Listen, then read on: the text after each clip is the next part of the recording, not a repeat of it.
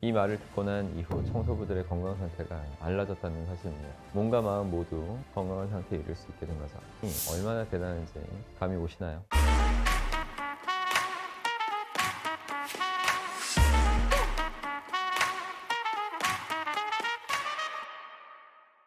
안녕하십니까, 여러분의 심리 멘토 박수입니다.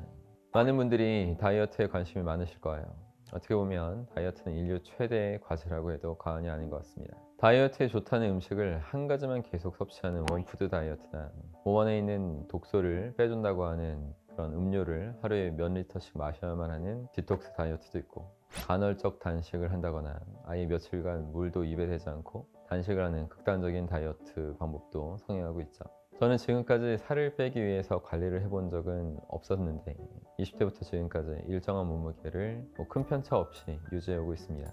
지금 코로나 이후 1년 넘게 운동을 꾸준히 해오고 있는 것도 건강을 위해서 하는 거지, 살을 빼겠다는 목적으로 해본 것은 아직까지 없었어요. 저는 왜 이렇게 다이어트가 필요 없는 몸을 유지할 수 있었을까요? 오늘은 제가 무의식이 다이어트에 작용하는 그런 효과에 대해서 말씀드려 볼 생각입니다. 하나의 사례가 있어요. 미국 하버드 대학의 랭거 교수가 호텔 청소부 84명의 건강 상태를 조사했습니다. 근데 이들 대부분이 고혈압, 복부 비만을 갖고 있었는데 전반적으로 과체중이었죠. 근데 이상한 점은 이 청소부들의 활동량이 매우 많았다는 거였습니다. 그러니까 청소부들은 하루 평균 호텔 방 15개를 청소하면서 몸을 쓰는 일을 하고 있기 때문에 가만히 앉아서 일하는 사무직보다 훨씬 운동량이 많았고 비만이 될 수 있는 여건이 아니었다는 것이었죠. 그래서 랭거 교수는 84명 중에서 절반을 불러서 얘기했습니다. 당신들의 청소 활동이 실제로 얼마나 많은 그런 칼로리 소모를 하고 있는지 말해줬죠. 그리고 15분 동안은 시트를 가는데 40칼로리가 소모되고, 진공청소기 15분 동안 돌리는데 50칼로리, 15분 동안 욕실을 닦는데 60칼로리가 소진된다, 이런 사실을 잘 설명해 줬습니다. 즉, 이 청소부들은 하루에 15개 방을 치우니까 보통 사람들로 따지면 2시간 반 동안 매일매일 운동을 하는 것과 똑같은 활동을 하고 있었다는 거였죠. 근데 놀라운 거는 이 말을 듣고 난 이후 청소부들의 건강 상태가 달라졌다는 사실입니다. 신기하게도 자신의 업무가 큰 에너지와 칼로리를 소모하는 일이라는 것을 알게 된 절반의 청소부가 허리 둘레가 감소했고 혈압도 떨어지는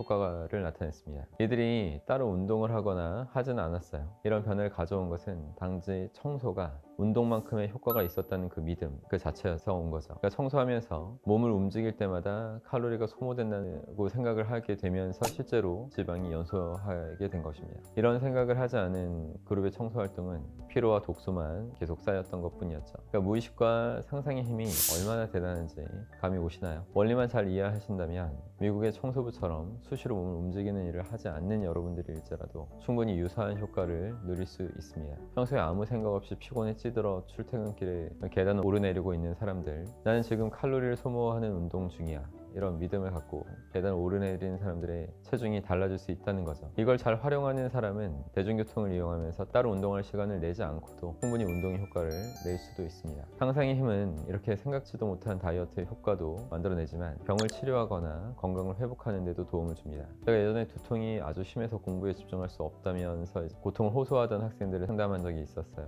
많죠, 이런 학생들은. 이 학생은 삼수생이었고 스트레스로 인해서 살도 찌고 건강도 많이 악화된 상태였습니다. 무엇보다 이 학생에게 시급했던 것은 두통을 없애는 것이었는데, 그렇다고 해서 제가 마술사도 아니고 의사도 아닌데 어떻게 이 학생의 두통을 완전히 없앨 수 있었을까요? 우선 저는 이 학생이 최면에 효과가 좋은 피치면성이 높은 사람인지를 판단한 다음에 초집중 이완요법을 시행하기로 했습니다.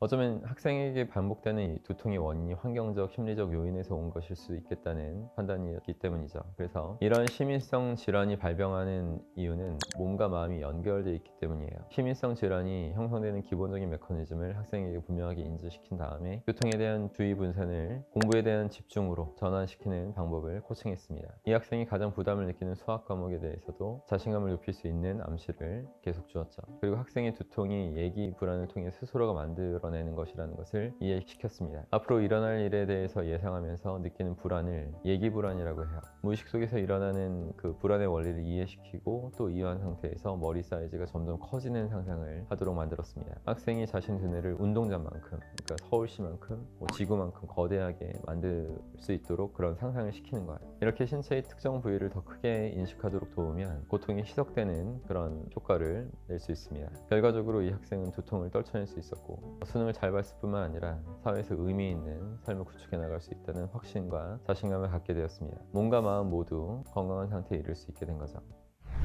여러분도 다이어트나 두통 이런 말에 스스로를 가둬두고 있는 것은 아닌지 생각해 보십시오. 생각보다 인간이 갖고 있는 증상 중에서는 무의식과 상상만으로 해결할 수 있는 그런 영역이 아주 큽니다. 오늘 말씀드린 일화는 일부일 뿐이에요. 무엇보다 여러분 스스로를 통제할 수 있고 발전시켜 나갈 수 있다는 강력한 확신을 갖고 사시는 것이 중요합니다. 항상 힘내십시오. 고맙습니다.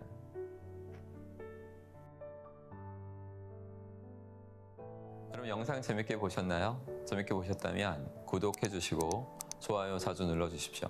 그리고 댓글로 여러분의 생각들, 여러분의 의견들을 많이 남겨주십시오. 그럼 제가 그 글들을 다 보고 친절하게 답변도 남겨드리겠습니다.